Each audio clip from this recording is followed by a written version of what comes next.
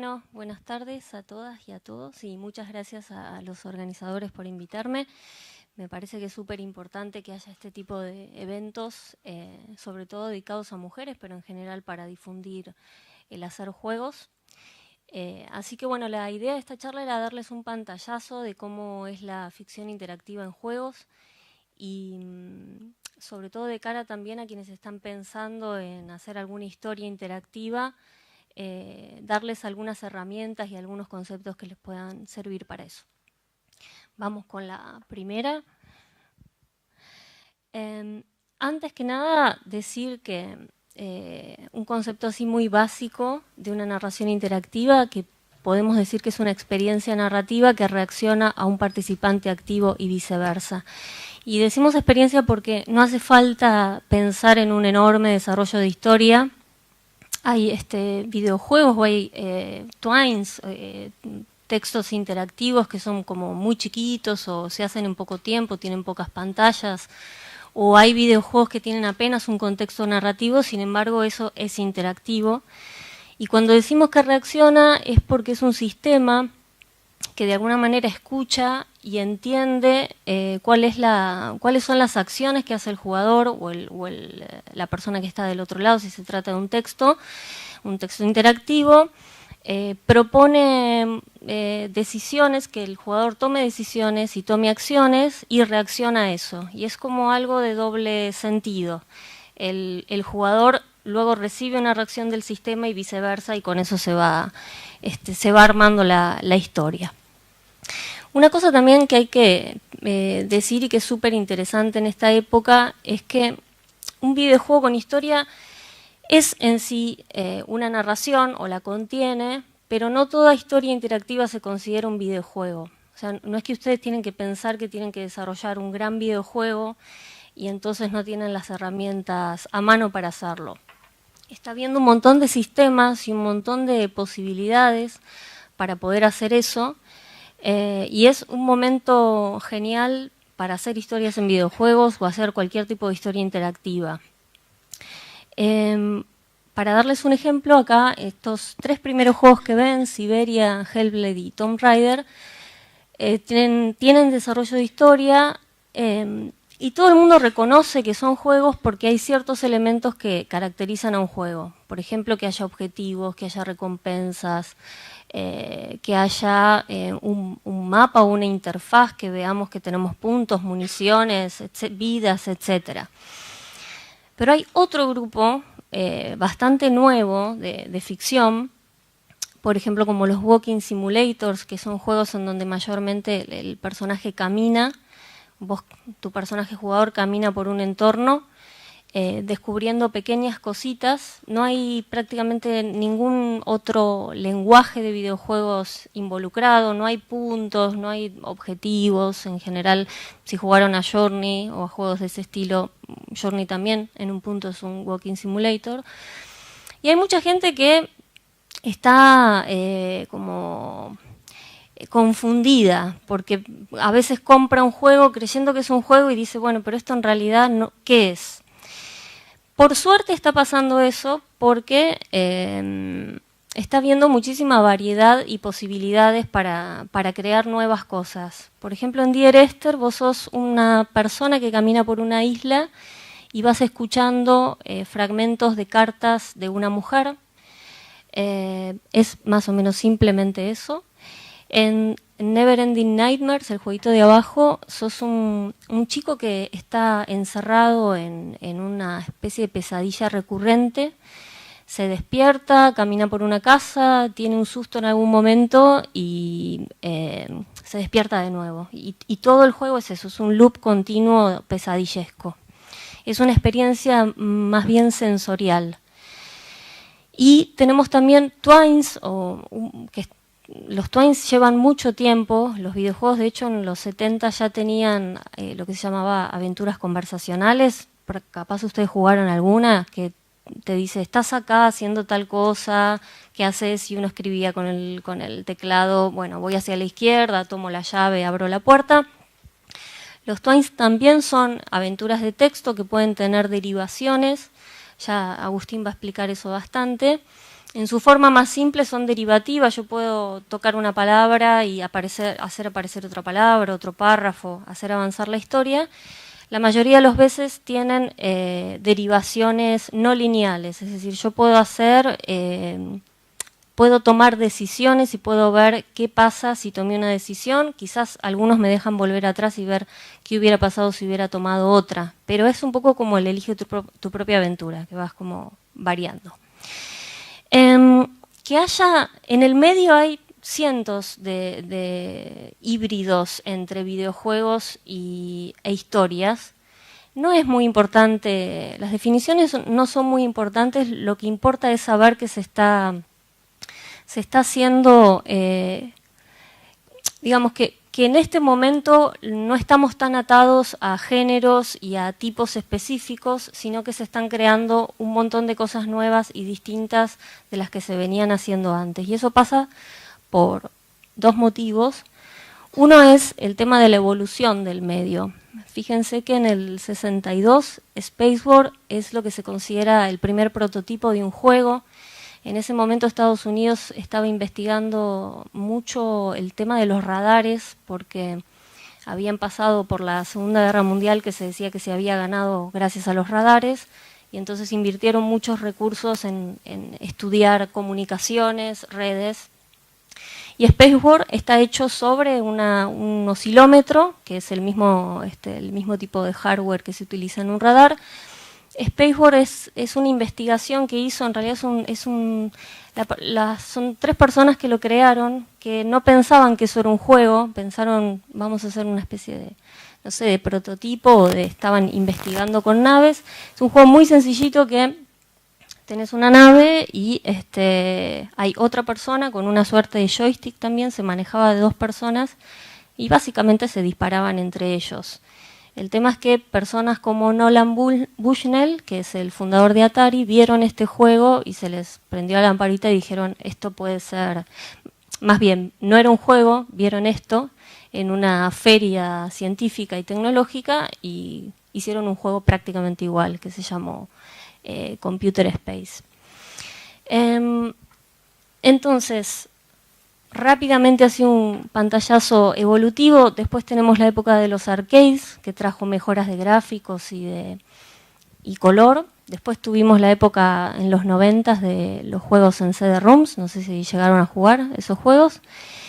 Y ahora tenemos un salto evolutivo muy grande con las consolas, las mejoras de los gráficos que dieron juegos como No Man's Sky, que trabaja proceduralmente, va creando planetas y mundos de manera procedural, y el realismo gráfico que tiene Death Stranding, que todavía no se estrenó, pero se va a estrenar en poco tiempo. Todo esto hace que, si ustedes ven desde Spaceball a Death Stranding, la forma de representación que pueden tener los personajes, los lugares y demás, se dan cuenta de que hay una diferencia enorme. Necesitabas mucha imaginación para sentirte el piloto del Gálaga y necesitas menos imaginación para estar metido en el cuerpo de un piloto ahora o de una mujer piloto.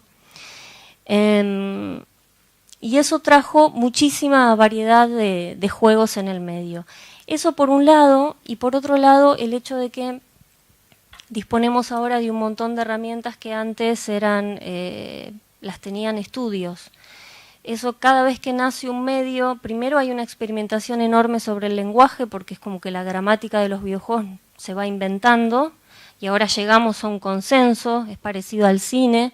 Cuando en el cine estaba la cámara fija, cuando nació el cine era como una cámara como de teatro, y después Griffith vino e hizo todo el tema de decir, bueno, ¿qué pasa si hago un corte? Inventó el concepto de elipsis y todo el lenguaje cinematográfico cambió. Entonces ahora tenemos por un lado todas las mecánicas nuevas que hay y por otro lado el hecho de que al haber herramientas que son accesibles a toda la gente puede experimentar y no estar tan atada a lo que te impone un mercado, por ejemplo. Es decir, bueno, el mercado es el que dicta o la industria es la que dicta, tiene que haber estos juegos se hacen de tal manera. Y eso es para mí como muy alentador porque está viendo un montón de obras muy originales y de voces de un montón de gente que de pronto son 3 personas, 2 personas, o hay juegos complejos hechos por una sola persona. Y no hace falta saber muchísimo, no hace falta ser un súper programador o un súper artista, con poco se puede contar algo. Y eso da enormes posibilidades porque estamos en un medio digital que, por ejemplo, si ustedes hacen un Twine, pueden subirlo a una página como Itch.io y que lo lea cualquier persona, y eso es bastante poderoso. En el caso de del Twine que les mostré anteriormente, quería mencionar que lo hizo una autora argentina que se llama Rumpel, que también, si están interesados en Twine, pueden consultar la página de ella en Itch.io. Ese Twine es sobre una chica que queda embarazada, con un embarazo no voluntario, y tiene que decidir qué hacer al respecto. Y se hizo en muy poco tiempo, lo hizo en un mes. O sea, estuvo una semana investigando, de hecho menos, estuvo una semana investigando el tema y lo hizo en un día. Está bien, es programadora, pero Twine es algo medianamente sencillo de hacer. Entonces también quería mostrarles algunos programas. Son sencillos, ¿no? Son programas justamente pensados para quienes están queriendo aventurarse en la escritura. Los de la primera columna son de ficción interactiva. Los segundos son programas sencillos para hacer videojuegos. RPG Maker sirve para hacer juegos de rol. Construct, se están haciendo un montón de juegos en Construct, que es una herramienta con la que se pueden hacer juegos muy versátiles. Y por otro lado, si trabajan con otras personas, es bueno que piensen en algunas de estas aplicaciones. Trello o Discord te permiten comunicarte con tus compañeros de equipo, subir pantallas, comentarlas, trabajar a la vez en eso. Parece mentira, pero yo hace 10 años que trabajo en videojuegos y realmente trabajo mayormente con Google, con documentos compartidos de Google, porque te permiten tener toda la información actualizada y cualquiera puede entrar, editar, comentar. Es una manera muy ágil de trabajar. Bueno, algo también que les puede servir saber son el tema de las categorías de juegos. Dijimos que hay muchos híbridos y entonces es difícil identificar a veces en qué categoría está tu juego o cómo hacer para pensar características del juego en relación a qué se espera también que un juego tenga. De manera, digamos, tradicional, un juego se está dentro de algunas de estas categorías. Hay muchísimas más subcategorías. Por ejemplo, ya de acción tenemos hack and slash, sigilo, supervivencia, run and gun. Hay un montón de cosas. Pero desde el punto de vista narrativo, es bueno saber a qué género pertenece lo que estamos escribiendo. Porque a veces decir género y tipo pareciera que es lo mismo, como si fuera un sinónimo, y en general conviene hacer la aclaración si estás escribiendo, porque los géneros literarios tienen sus propias reglas, tienen sus marcas de escritura. Si están escribiendo un policial, van a pensar en cosas como plantar a más de un sospechoso o instalar varias pistas y que algunas sean conducentes y otras no. Es un tipo de marca de escritura distinta al de la comedia, al del romance, etc. Entonces un guionista, una persona que escribe, le conviene saber a qué género literario está aludiendo su historia, su juego, y conocer esos códigos. Y por otro lado, también les puede servir pensar cuál es la motivación del jugador, que son todas estas. Hay gente que dice, bueno, en realidad no vale la pena pensar en tipos de juegos y de mecánicas, lo que tenés que pensar es por qué tu jugador está jugando ese juego. Si es por placer sensorial, vamos a tener juegos como Abzu, no sé si lo jugaron, que es un juego en que sos una persona que está buceando en el fondo del mar, es súper lindo, estás en el océano con corales y peces. O puede ser un juego quizás de música. Si te interesan los juegos por la narrativa, obviamente vas a querer juegos con desarrollo de historia. Si te tira más la competitividad, puede ser que estés jugando al Fortnite, que tiene una modalidad en la que de pronto, no sé, sos el ganador de 50 personas que compiten entre sí. Entonces cuando ganás te sentís increíble porque es un juego además que es difícil. Y todo esto es un hibridaje total. Por ejemplo, si pensamos, no sé, yo les puedo decir el juego BioShock. Es un juego que es de acción y aventura, es un shooter a la vez, es de género aventura, y está entre, diría, la narrativa, el descubrimiento, porque también tiene mucho de exploración, y algo de desafío, porque es un juego que tiene varios desafíos. Entonces los juegos responden a distintos tipos de motivaciones por los que el jugador se engancha con eso, y al escribir está bueno ver, digamos, cuáles de estas cosas le sirven a ustedes para ubicar su relato. Vamos a la próxima. Algo importante del relato interactivo es esto que les decía, no todos los juegos tienen un gran desarrollo de historia. En Drop Alive sos una gotita de agua que está adentro de una casa y querés salir de la casa, eso es todo. Todo el juego es cómo te moves adentro de la casa intentando no morir, porque te puedes electrocutar, no sé, si pasás por una esponja, la esponja te puede absorber. Entonces, ¿qué hacen la mayoría de los juegos que tienen un contexto? Plantean un mínimo objetivo que haga que el jugador se ponga en situación, bueno, ok, soy una gotita, estoy acá y lo que quiero es esto, voy hacia allá. Y el juego no tiene ningún tipo de historia más que esto. Esto es algo así totalmente válido para plantear una mínima historia. Porque los juegos lo que hacen es poner al jugador en el lugar en general de un elemento que tiene que resolver algo medianamente a largo plazo, por lo general, pero puede ser un juego breve. Drop Alive es un juego muy cortito y no es más que eso. Otros juegos como Luminosity desarrollan un poco más de la historia, pero están en la misma. Son dos juegos en donde importa simplemente ubicar al jugador en una situación.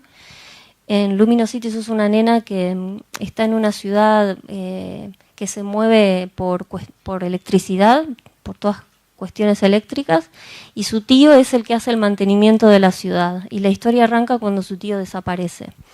Entonces ella como objetivo tiene que buscarlo, pero el juego es una gran cadena de puzzles, o sea, de situaciones que tienen que resolverse por ingenio.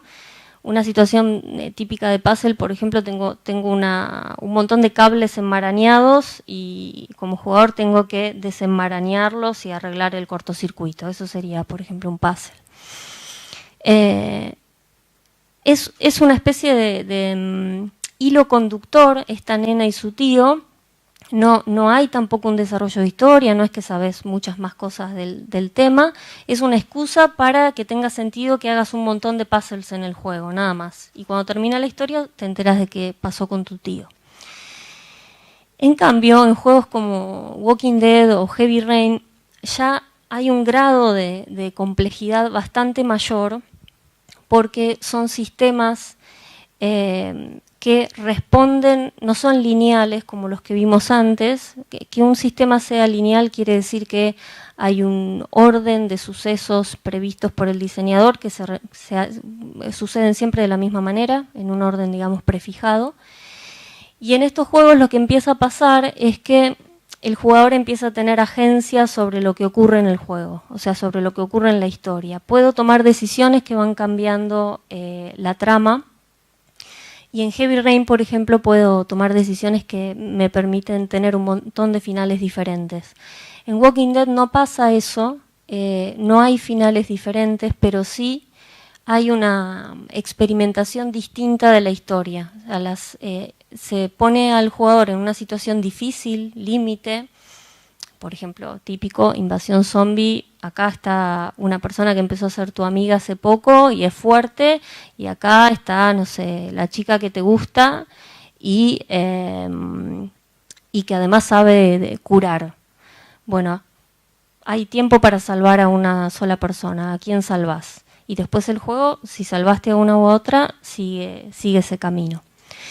Entonces esas historias se tienen que plantear con un nivel bastante distinto de complejidad para un escritor, porque esa interactividad es más compleja porque empieza a tener variables. O sea, hasta ahora estábamos en algo como el cine, desde el punto de vista del guión. Yo invento unos eventos, esos eventos tienen una lógica y se repiten de la misma manera, sean jugados como sean jugados. Acá, depende de cómo se juegue, la trama puede cambiar. Hay una forma también que es hacer que ciertas acciones del jugador cambien su personalidad y tengan un impacto en los personajes que lo rodean.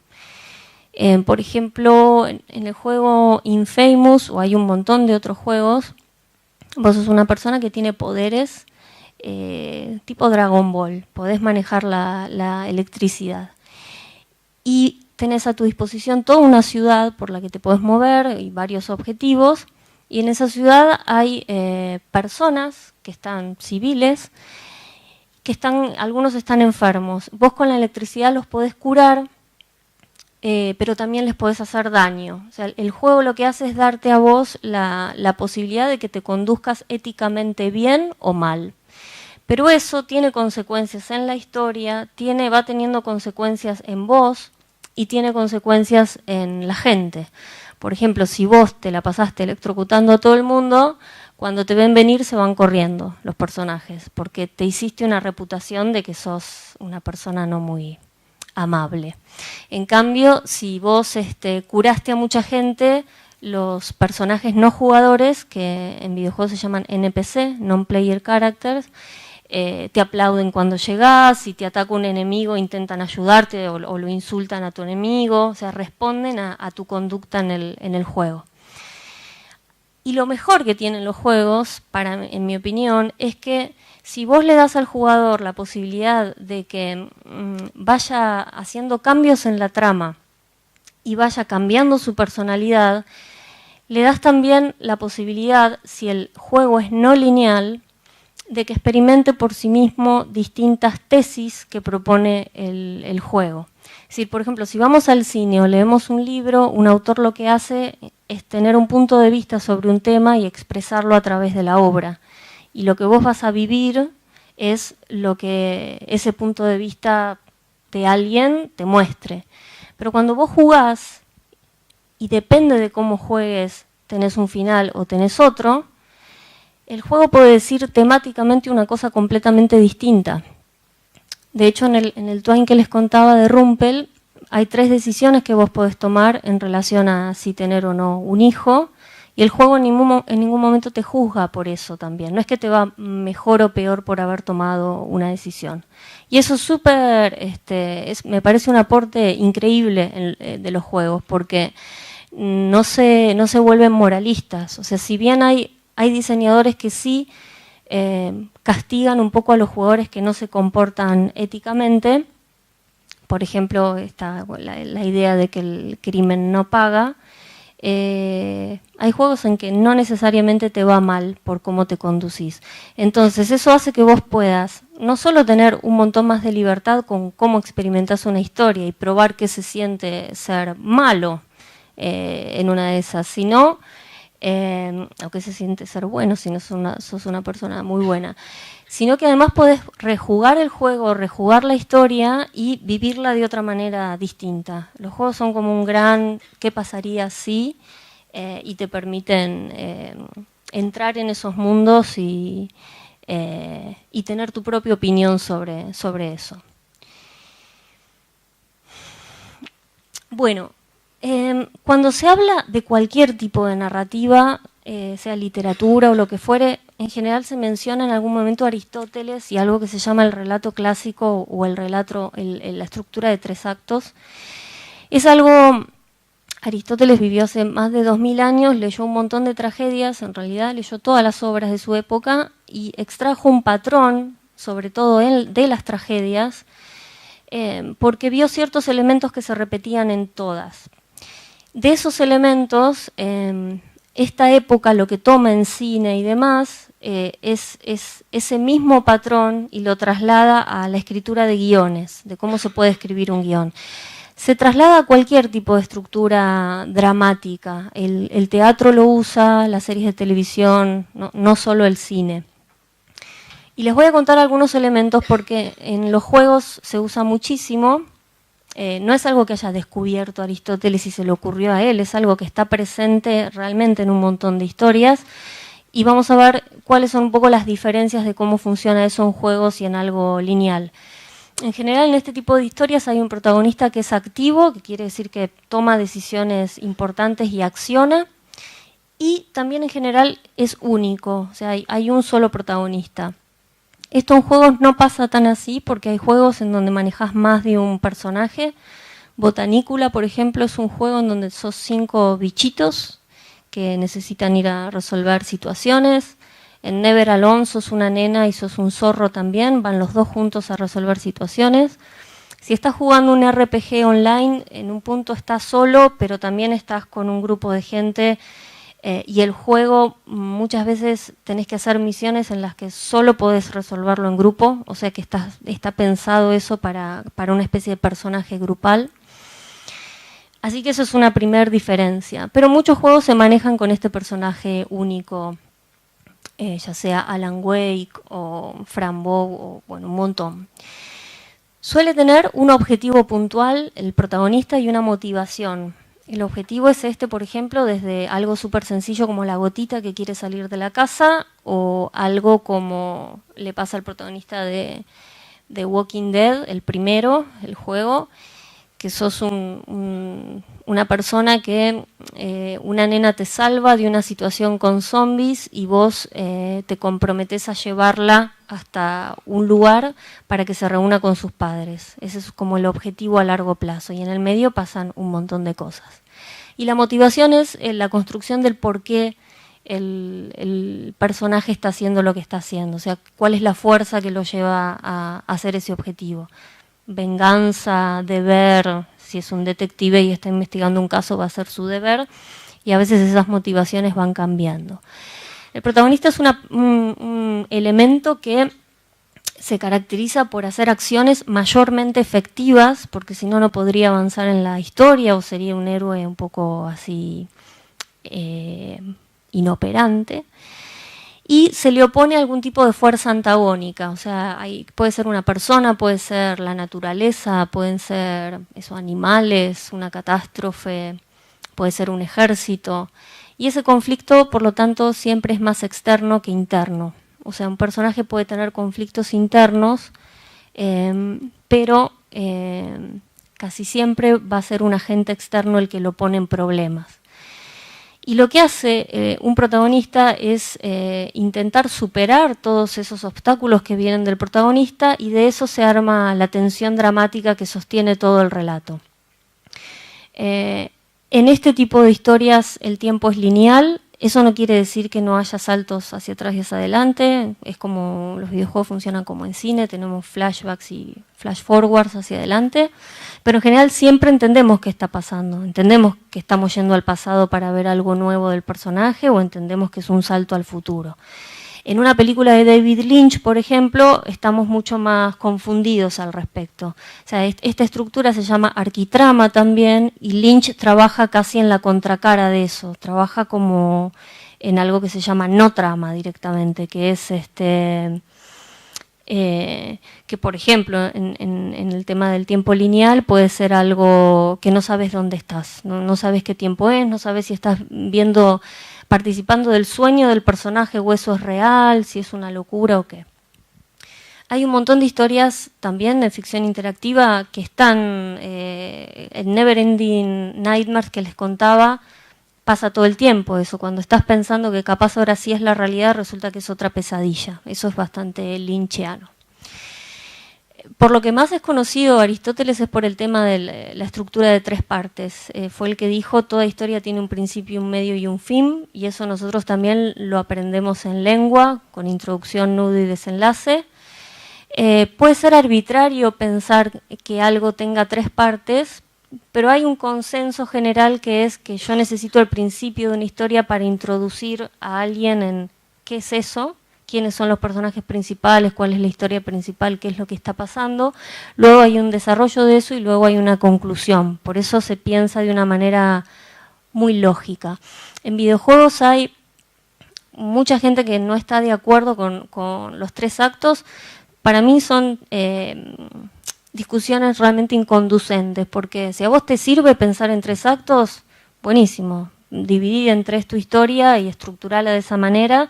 Se han hecho grandes juegos y grandes historias con estructura de 3 actos y se han hecho porquerías y viceversa. O sea, no es que la estructura te va a asegurar nada. Lo que importa es que cuentes algo interesante y que enganches con eso. Pero a mucha gente le sirve organizar en 3 partes su material.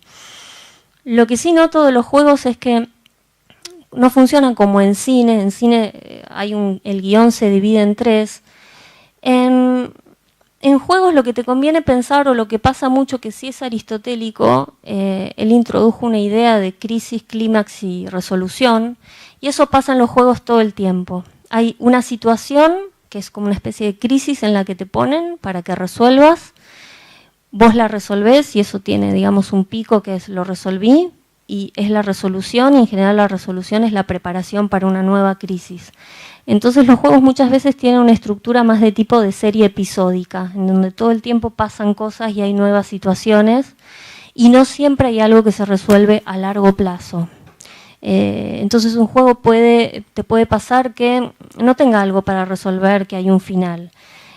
Sobre todo porque hay juegos que, por ejemplo, tienen que durar, no sé, o 50 horas, o hay juegos como los juegos RPG online que no tienen un final, o sea, es un mundo abierto y vos haces un montón de cosas. World of Warcraft, no sé cuántos años tiene ya, ¿cuántos tiene? 10, no sé, muchos. Entonces no hay un final.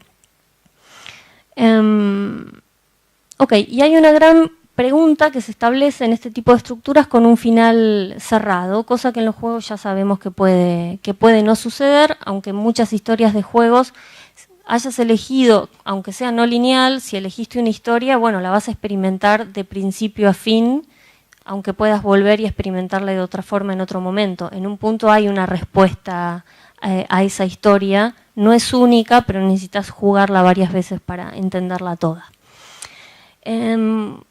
Sí.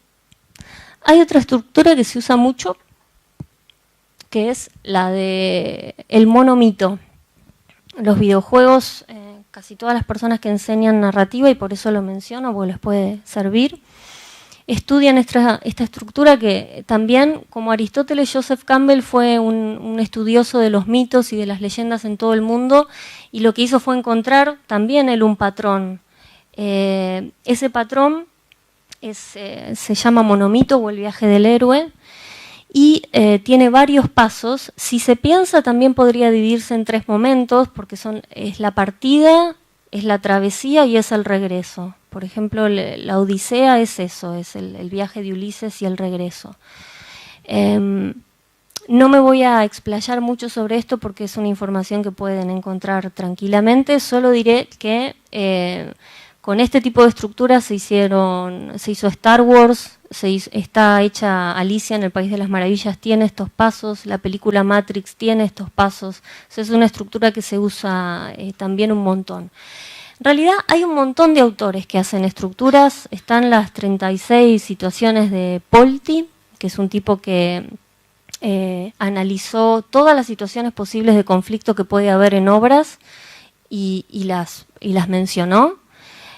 O por ejemplo Vladimir Prop analizó todos los puntos recurrentes de las historias de hadas. Entonces algo que uno puede pensar es ¿para qué sirven los modelos? Hay gente que está un poco en contra de los modelos. A mí me parece que los modelos sirven para orientarnos y para aprender, porque también es bueno preguntarse por qué para tanta gente en todas partes del mundo y en tantas épocas fue importante contar algo de la misma manera. O sea, ¿qué necesitábamos de esas historias que hizo que se repitieran ciertas cosas? ¿Qué necesitábamos sentir? Hay que tener cuidado, eso sí, con que no se conviertan en un molde que nos hacen hacer todo de la misma manera y que no permiten que tengamos una singularidad en eso y la demostremos, porque escribir también se trata de poder expresar tu propia voz y de encontrar tu propio camino. Entonces a mí me resultan como muy útiles las estructuras y en un punto también me resulta útil abandonarlas y escribir de una manera mucho más explorativa. Y por ejemplo, Flower y Journey son dos juegos hechos por un diseñador que se llama Genova Chen. Son juegos que parecen muy volados, son estos juegos, por ejemplo, les cuento, Flower sos una corriente de aire. El jugador es una corriente de aire que lo que hace es pasar por volar y volar por distintos campos y hay unas flores que están un poco como marchitas, entonces vos pasás, las polinizás de alguna manera, haces que florezcan y eso embellece todo el lugar. Es muy poético, si lo pensamos, pero él hizo Flower basándose en la estructura de 3 actos. E hizo Journey, que es un juego que es una especie de antitrama también, es un juego totalmente explorativo, no tiene puntos, no tiene nada. Y lo hizo, esto es lo que ven acá, es una parte de una especie de planilla que él confeccionó, porque él cruzó la estructura de 3 actos con el monomito, hizo Journey basándose en eso. Entonces, esto es para que sepamos que a partir de estructuras también se pueden hacer juegos muy volados y juegos que no parece que tuvieran algo, digamos, ¿no? Las estructuras nos suenan algo duro, pero es algo que nos puede ayudar a pensar historias. Y de hecho los juegos son, si uno los analiza, es código puro, son líneas de código súper específico, aunque después la experiencia sea completamente otra cosa. Hay que pensar, digamos, ambas. O sea, está bueno que existan reglas, que Carrier, que era un guionista de algunas películas de Buñuel, decía que las reglas existían, pero que a la larga lo único que importaba y la única regla para cualquier persona que escribe es cautivar y mantener la atención del espectador. O sea, no podés como estudiar 1000 manuales y hacer todo perfecto, pero si no encontrás una manera de interesar al otro, está frito. Bien, pasemos a la otra. Algo también con respecto a esto, en definitiva, lo que dicen la mayoría de las historias es que va a haber cambios en tu vida que van a ser difíciles y que vas a tener que atravesarlos igual, te guste o no. Y que si sos audaz, por ejemplo, esto es una leyenda del siglo IV que podemos ver que sigue repitiéndose infinitamente. O sea, el tema del héroe contra un animal o contra una fuerza oscura. Si sos audaz y perseverante, te dicen todas estas historias, y si además te ayudan un poco y tenés suerte, vas a poder, puede que te vaya bien. Esto casa muy bien con los jugadores, porque los jugadores también son personas que están puestas en un sistema de aprendizaje que es un desafío atrás del otro, por lo tanto tenés que ser bastante audaz y no amilanarte, porque hay muchas cosas que no vas a poder resolver fácil. Si jugaron el juego Cuphead, es un juego bastante difícil de lucha, pero también hay juegos de ingenio que presentan puzzles de ingenio complicados. El Portal hace que tengas que pensar de una manera tridimensional, cómo resolverte, cómo situarte a vos en una especie de conjunto de cubos y saber por dónde tenés que escapar. Y también necesitas cierta perseverancia porque los juegos muchas veces no te facilitan las cosas y te podés frustrar. Y muchas cosas es intentar e intentar. Creo que también la estructura esta de las historias va muy bien con los juegos porque tiene mucho que ver con lo que un juego es como sistema. En cualquier tipo de escritura son importantes los cambios, introducir cambios en lo que está pasando. Pueden ser desde cambios de la historia hasta cambios de mecánica, cambios de hasta el clima. Es importante que en algún momento llueva o se haga de noche, o sea, percepciones de algo está pasando distinto, algo que se salga de lo ordinario. Y básicamente me parece que hacer una historia es plantear una serie de preguntas interesantes y tratar de contestarlas del modo más interesante posible y dejar siempre un lugar para que el jugador haga su propio trabajo.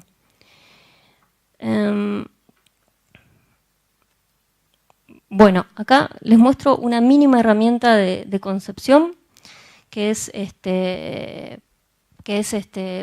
un concepto de juego con premisa narrativa. Para cualquiera que esté pensando una historia es algo por lo que hay que pasar casi al principio, que es básicamente que puedas pensar qué tipo de juego tenés en mente.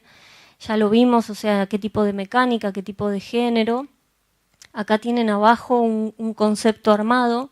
Y lo que se llama premisa narrativa es poder decir en pocas palabras de qué va tu historia. Casi todas las herramientas de escritura se redactan en tiempo presente y tercera persona, porque los videojuegos como el cine son parte de del género dramático.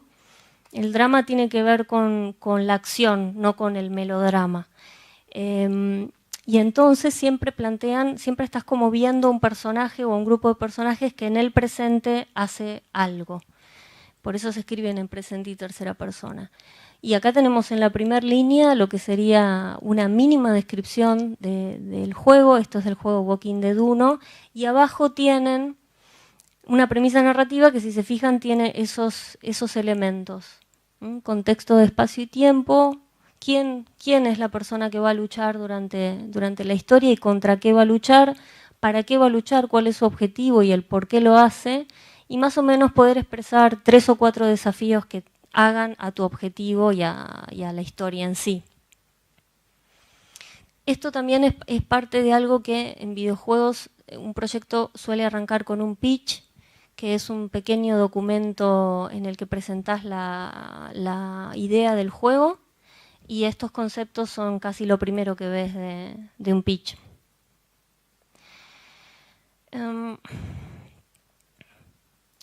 Vamos a lo siguiente.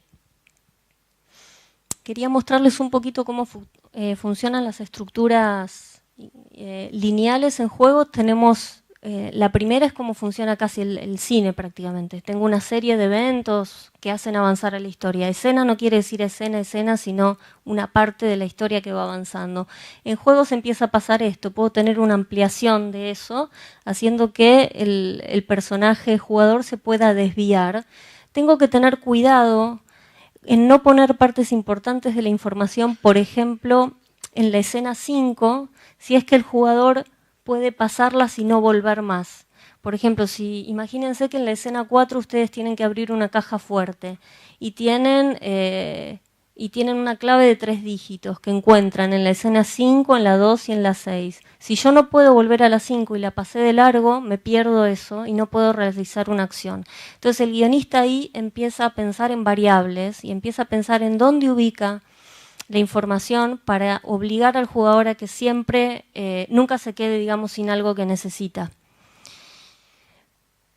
Hay estructuras que se van haciendo más complicadas, digamos, ya menos lineales. Tenemos lo que se llama estructuras ramificadas, que son estas que ven, pueden tener varios finales.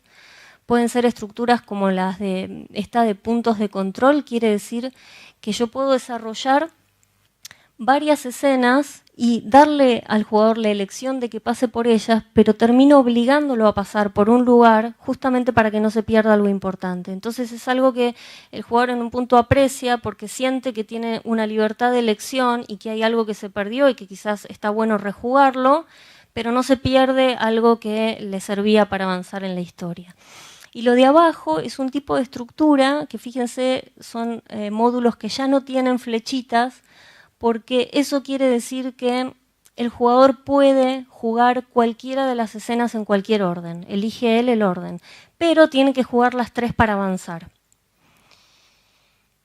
En la próxima vamos como complicándonos un poco más. Esa es una estructura de red que plantea varias posibilidades de navegación entre las partes de la historia. Lo que ven arriba, orientado a objetos, son estructuras que marcan, lo que quieren decir, por ejemplo, los circulitos azules, es que son eventos de la historia, los amarillos es dónde arranca la historia de ese evento. Todo ese cuadradito encierra, por ejemplo, una secuencia de eventos que suceden y lo que yo puedo elegir es cuáles son obligatorios y cuáles no. Si puedo decidir si el jugador es necesario que juegue al menos 2 de 3 o de 5 para seguir avanzando, etc. Empieza a tener como más, se empieza a complejizar más. Obviamente, cada vez que hago una estructura más compleja, autoralmente me cuesta más seguirla. Es mucho más fácil una estructura lineal. Tengo que empezar a, digamos, repartir mi cabeza en qué pasa si el jugador hizo o no hizo esto, si habló con tal personaje o no, si visitó tal lugar y tiene este elemento pero no tiene este y necesita los dos para avanzar. Y en la última estructura, que se llama modular, son juegos como muchos RPGs, en donde son mundos abiertos, al jugador se le permite que haga un montón de cosas en el orden que quiera, y quizás lo que sí le doy es un principio y un final para el juego. Muchas veces, como son online, no tienen final, pero sí tienen varias misiones disponibles. Y entonces no hay flechas de navegación porque es totalmente voluntario. Eso le plantea un problema al escritor, que es cómo hago para equilibrar todos esos elementos porque no los puedo controlar. Entonces, ¿qué hago? ¿Cuántas batallas hago? El jugador puede ir a donde quiera, cuando quiera, en cualquier momento. Lo voy a guiar con algunas misiones. ¿Va a haber eventos obligatorios o no? En este sistema no habría. Y el escritor lo que hace es plantear como una especie de enorme bolsa de juguetes que tira ahí para que el jugador se entretenga como quiera, y es el jugador el que va armando la historia con su propio personaje. Y para esto les quería, digamos, mostrar una herramienta que es muy útil, que se llama flowchart o diagrama de flujo. Es una herramienta que lo que hace es, mientras que, por ejemplo, una sinopsis o una escaleta, que no creo que llegue a mostrarles, pero me parece está más útil, plantean de una manera más lineal la historia. Este tipo de herramienta está más pensada para poder representar historias no lineales.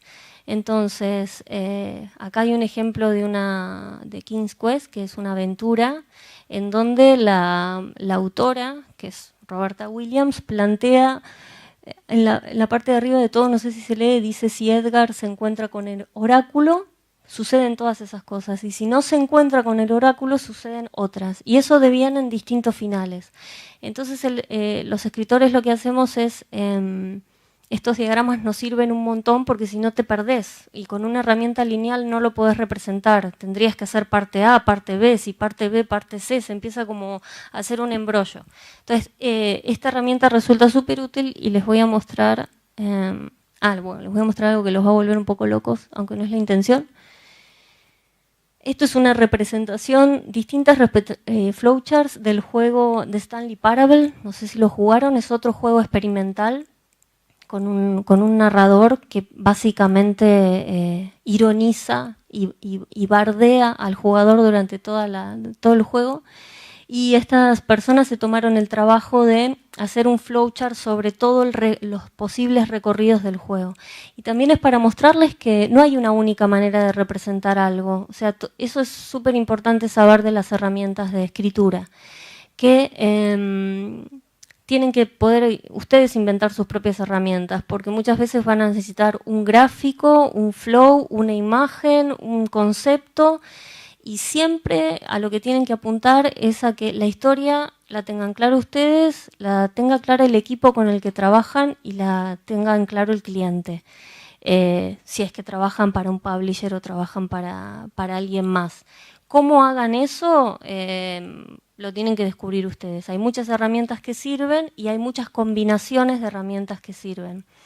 Entonces, yo les traje como algunas, que es estos programitas. Los primeros son programas que les permiten organizar historias. Y el segundo son varios programas que les permiten hacer flowcharts. Bueno, ya estoy sin tiempo, ¿no? Ya vamos. Así si quieren hacen preguntas. Les paso 2 cositas más, pero solamente para que las tengan en cuenta.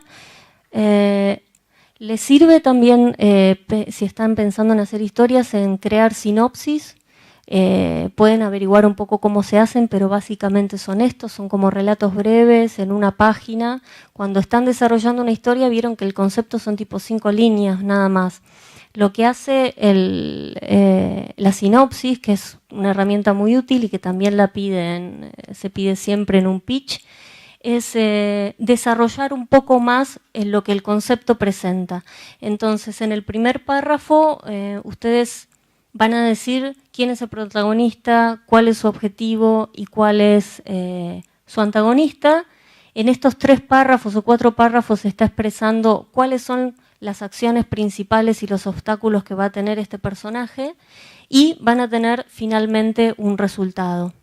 Eso es algo como muy básico cuando uno está proyectando una historia, poder desarrollarla de principio a fin con eventos que sean ya de por sí interesantes. Capaz estas 2 líneas, por ejemplo, algunos magos son difíciles de convencer, otros directamente luchan contra ellos. Eso puede llevar, no sé, 5 horas de juego, ¿sí? O sea, por más que ustedes puedan sintetizar la información, esto va a ser de qué va a tratar el juego y es importante poder bajarlo a eventos. Porque por lo general lo que nos pasa a todos es que nos sale muy fácil el puntapié, que es de qué va la historia.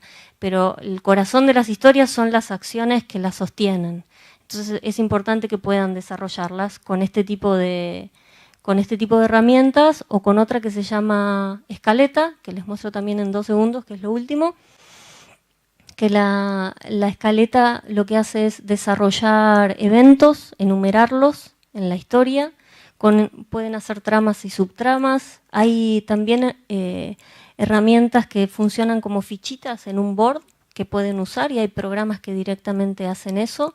Y lo que se suele hacer es escribir una especie de título de la secuencia y de describir muy rápidamente en una línea de qué trata. Entonces ustedes van estructurando la historia con eventos. Por eso se llama escaleta, porque es como una especie de escalerita que lo lleva a los eventos. Acá tienen una posible secuencia para una escaleta.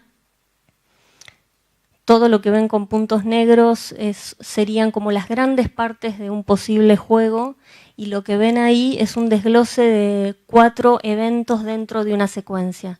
Entonces lo que pueden hacer primero es partir de la secuencia, que son los grandes pasos de la historia, y después ir resolviendo poco a poco qué tipo de eventos necesitan inventar para que esa secuencia se cumpla y avance. Bueno, eso es todo. Si quieren hacerme alguna... ¿Tenemos tiempo o se hacen después las preguntas? ¿Tienen? Ok. ¿Tienen alguna pregunta? ¿No? ¿Pasamos a otra cosa? Sí. Hay que respetar algún formato. Sí. Para escribir un guión, se me hace raro escuchar ahí.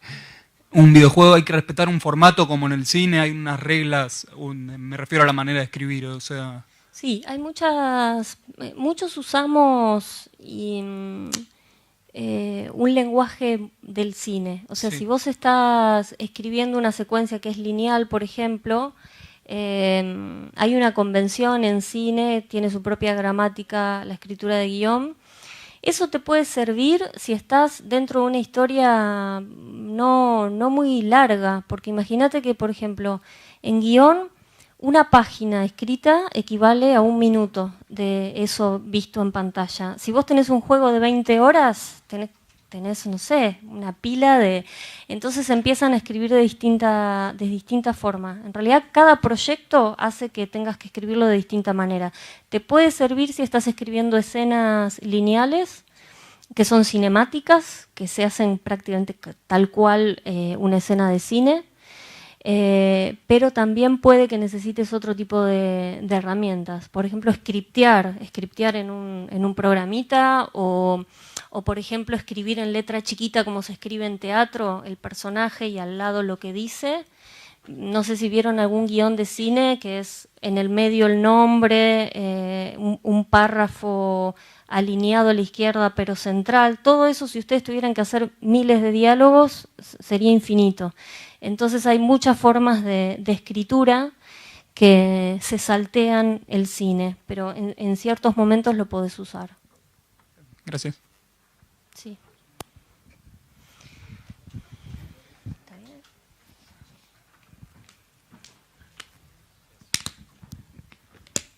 bien? Hola, ¿qué tal? Quería preguntarte por qué pasa cuando hay un juego que tiene una trama como el GTA y después el usuario lo usa de forma libre.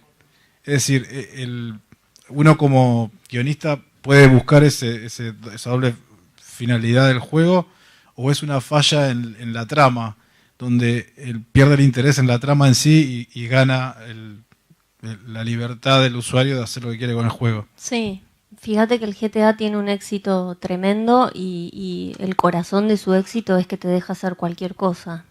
Y lo que más atrae a los jugadores es que además pueden hacer cosas criminales. Pueden golpear a cualquiera en el juego, puedes golpear a una viejita, puedes como hacerlo. Entonces eso es algo muy llamativo, el poder salirte con la tuya, por ejemplo, y que el mundo sea abierto y poder explorar es en general atractivo para los jugadores. Eso está totalmente buscado. Sí. ¿Algo más? Bueno, sí.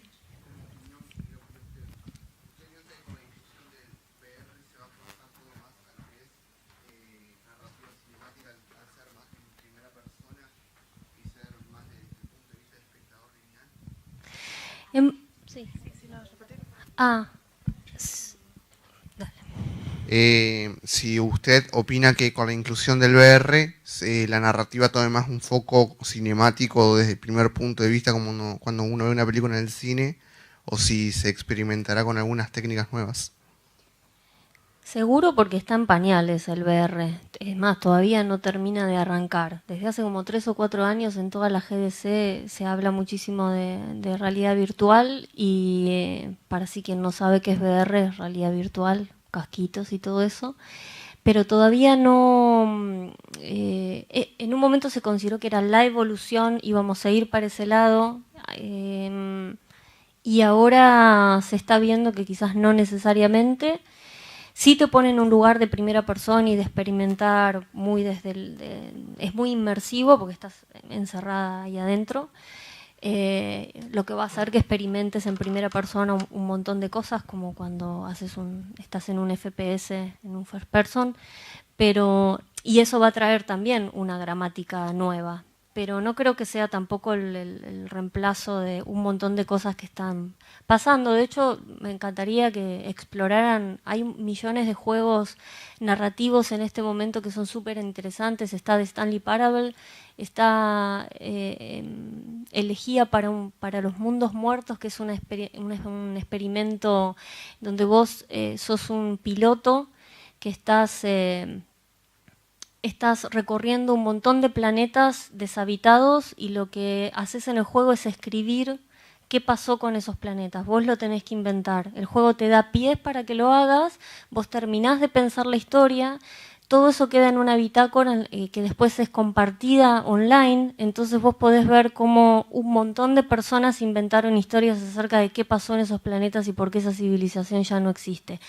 Entonces, no se queden tampoco con la idea de la estructura de 3 actos y el héroe. O sea, están pasando también un montón de cosas raras, distintas y, digamos, tangenciales a cómo se vienen contando las historias ahora.